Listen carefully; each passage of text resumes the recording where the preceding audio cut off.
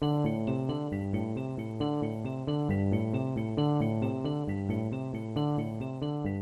Commanders, and welcome to the second week of modifications.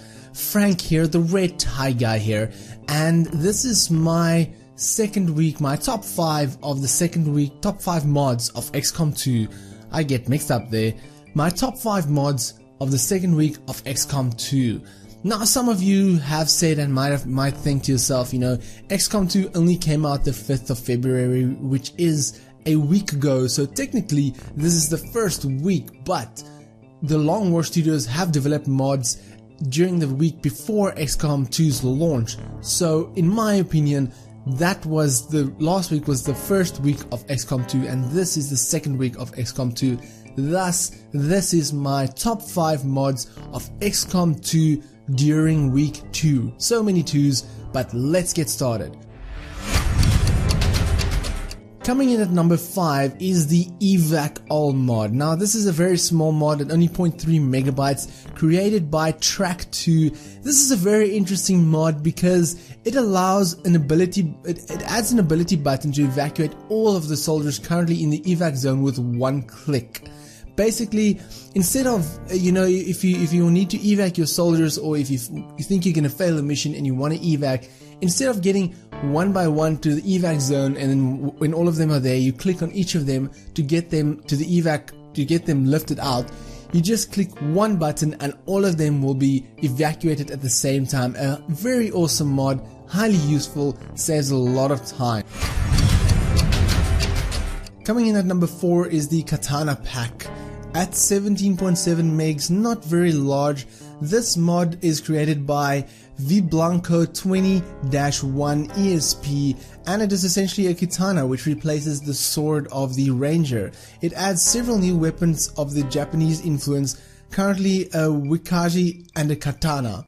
Basically, if you install this mod to a current save game where you have a ranger, his or her sword will be replaced by a katana, and the katana does 1 less damage than the base sword, but it adds 1 mobility, 10 aim, and 10 crit, while as the wakaji does 1 less damage but adds 3 mobility.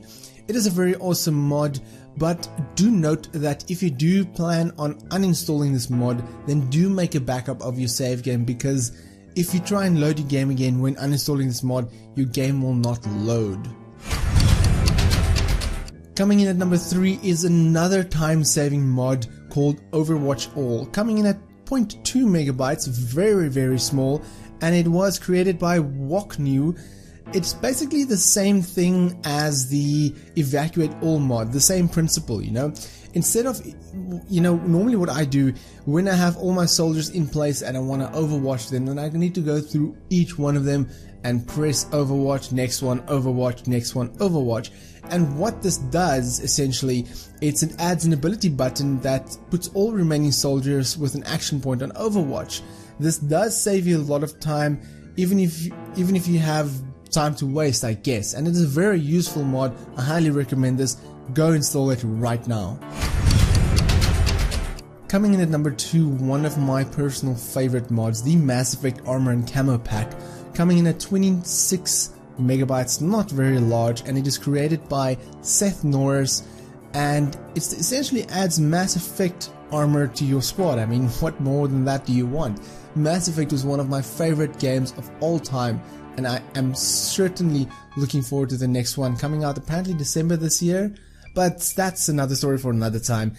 Basically what this mod does is it adds 3 new camo packs and 2 new armor options for male and female, which is plated armor with the N7 decal on it. Currently in the mod is the Quarian camo, the Cerberus Officer Hex camo, the N7 armor fabric camo, as well as armor options for male and female with the N7 stripe and the N7 logo. This mod doesn't really add anything in terms of gameplay or abilities, but it just makes your squad look really awesome. I mean, what more do you want than an N7 soldier on your team? Coming in at number 1 is the Captain Bubbs accessory pack, created by Captain Bubbs herself or himself, I don't know if it's a him or her, and it is the largest mod of the week, coming in at 31 megabytes. It essentially adds a few new head packs, which is really awesome, really highly detailed, And what is included in the mod is a dress beret, which is a decorative badge, a field beret, which can be used as a second color and accepts camo, a headset ball cap, a headset backwards ball cap, and ballistic goggles. Now again, this does not add anything in terms of gameplay or abilities, but it just looks really awesome on your team members and makes your soldier look that much more epic. And I highly recommend downloading this mod. It is really awesome, it is small, and it is definitely my favorite mod of the week. What is your favorite mod of the week? Let me know in the comment section below. And if you wanted to watch last week's video, click on the side to go to last week's video. And if you like this video, then give it a thumbs up. If you dislike it, then dislike it, but please tell me why so I can improve my videos. And don't forget to click that subscribe button if you want more awesome XCOM content. All the links to the mods can be found in the description below, and if you're unsure about how to install a mod, then click on the link right at the top to go to a short but informative video on how to install mods for XCOM 2. But until then, my name is Frank, I'm the Red Tie Guy, and frankly, thank you for watching. Catch you guys in the next video. Don't forget to click that subscribe button, Commanders, and remember, we will be watching.